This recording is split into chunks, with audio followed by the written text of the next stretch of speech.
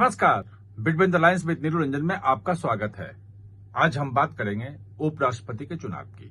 उपराष्ट्रपति के दौर में उत्तर प्रदेश के एक ओबीसी के वरिष्ठ नेता की धमाकेदार एंट्री हुई है। उनका नाम अचानक चर्चा में सबसे ऊपर आ गया है। जो भाजपा के वरिष्ठ नेता हैं, जो संघ हैं, सब सारे सर्किल में उनके नाम की चर्चा शुरू हो गई है।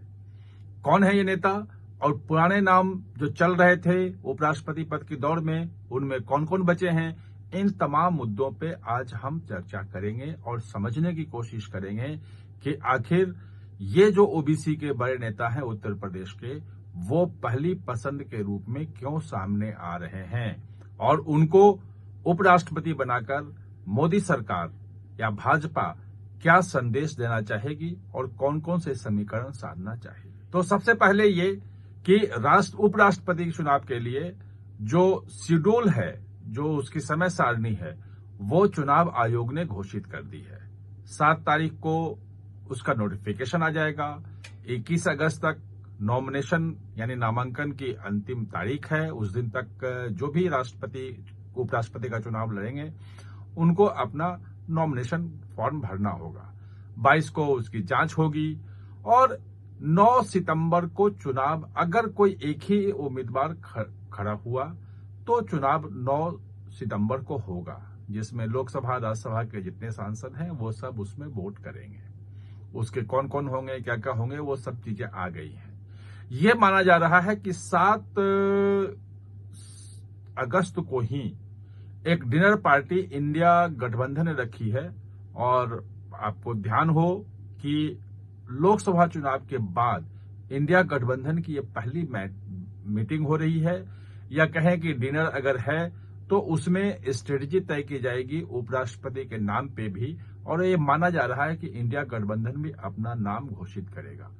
तो ये उम्मीद है कि उसके बाद ही, जब इंडिया गठबंधन की जो मूव है वो देख लेंगे कि क्या चाल चल रहे हैं, उसके बाद ही जो भाजपा है और ये मोदी सरकार जो है वो अपना चाल चलेगी और उसके बाद ही नाम 15 अगस्त के आसपास सामने आएंगे।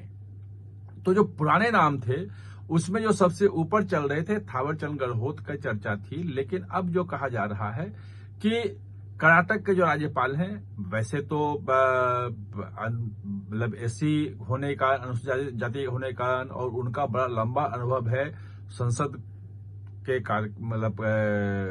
क्रियाकलापों का और लंबे समय सांसद रहे हैं, तो उनको बनाया जा सकता है। लेकिन जो बात आ रही है कि उनका स्वास्थ्य ठीक नहीं है।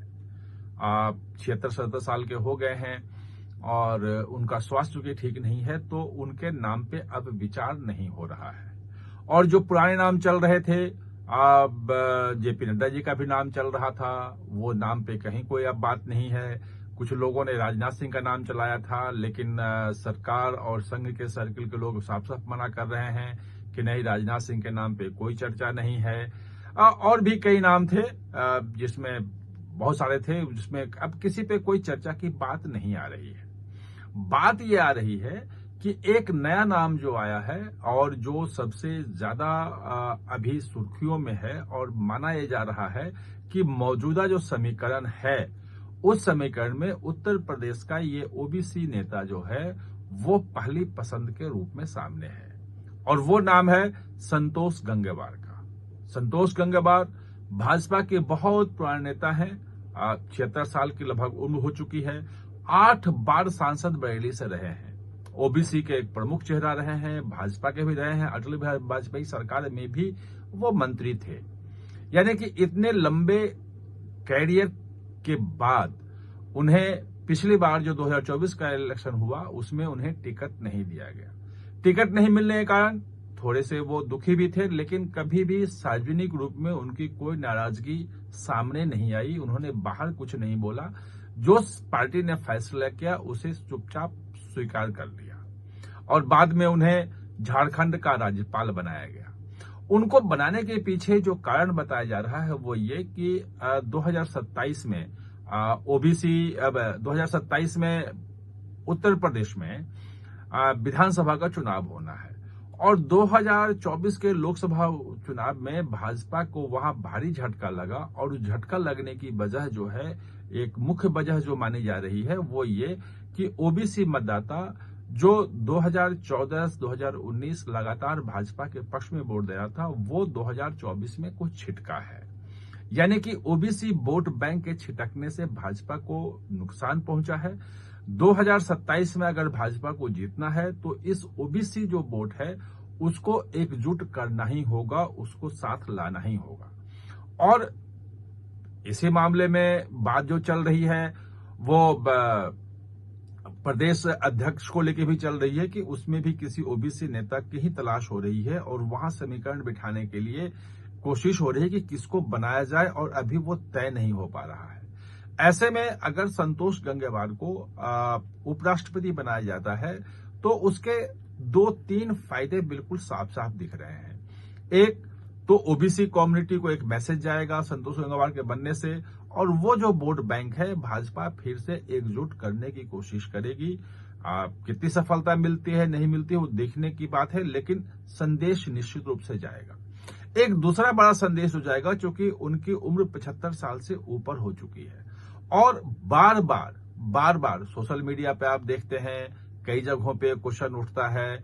अरविंद केजरीवाल भी बोल चुके थे कि प्रधानमंत्री जो हैं वो खुद 75 साल के होने वाले हैं, और ऐसे में 75 साल के होने के बाद जो भाजपा में कहा जाता था और जो एक नियम था कि भाई 75 साल के हो जाएंगे तो अपना पद छोड़ देंगे। और मोहन भागवत जी ने अब मोरोपंत पिंगले जी की किताब का विमोचन करते हुए जो उनकी उम्र की बात कही थी, 75 साल में जो है वो रिटायर हो जाना चाहिए, इस ढंग की जो चर्चा की, कहानी सुनाई, वो सीधे सीधे नहीं कहा कुछ भी। तो उसे भी कई जो है सोशल मीडिया प्लेटफॉर्म पे कई जगह पे प्रधानमंत्री मोदी के 75 साल से जोड़कर देखा जाने लगा, जबकि संघ में भी मोहन भागवत खुद 75 साल के हो रहे हैं और ऐसा कोई नियम नहीं है कि 75 साल के होने के बाद कोई सेवानिवृत्त हो जाएगा। अगर 76 साल के संतोष गंगवार बनते हैं उपराष्ट्रपति तो सरकार ये मैसेज देगी कि 75 साल की जो उम्र की सीमा थी वो कहीं से कुछ बात नहीं थी, सिर्फ एक चर्चा का विषय था और वो कोई बार नहीं है पद पे रहने के लिए। और संतोष गंगवार स्वस्थ हैं, सब कुछ ठीक है, उनका 9 बार का उनका अनुभव है, भाजपा संघ सब में बहुत ही करीब से वो जुड़े हुए हैं। ऐसे में जो ओम माथुर थे हैं, अभी भी चर्चा उनकी चल रही ओम माथुर की, और ओम माथुर प्रधानमंत्री मोदी के करीबी माने जाते हैं। गुजरात के जो है महासचिव, भाजपा के राष्ट्रीय महासचिव रहते हुए गुजरात के वो प्रभारी भी रहे हैं, सांसद भी रहे हैं, प्रचारक रहे हैं, संघ के बहुत करीबी हैं और उनका भी लंबा अनुभव है।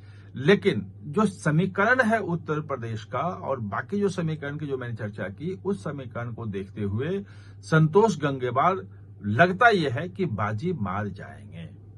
आप हमारे साथ चर्चा में जुड़े, इसके लिए बहुत बहुत धन्यवाद। और हाँ, चैनल को सब्सक्राइब करना न भूलें, इसका बेल आइकन दबाएं ताकि नया वीडियो कोई भी आए तो उसका नोटिफिकेशन समय पे आपको मिल जाए।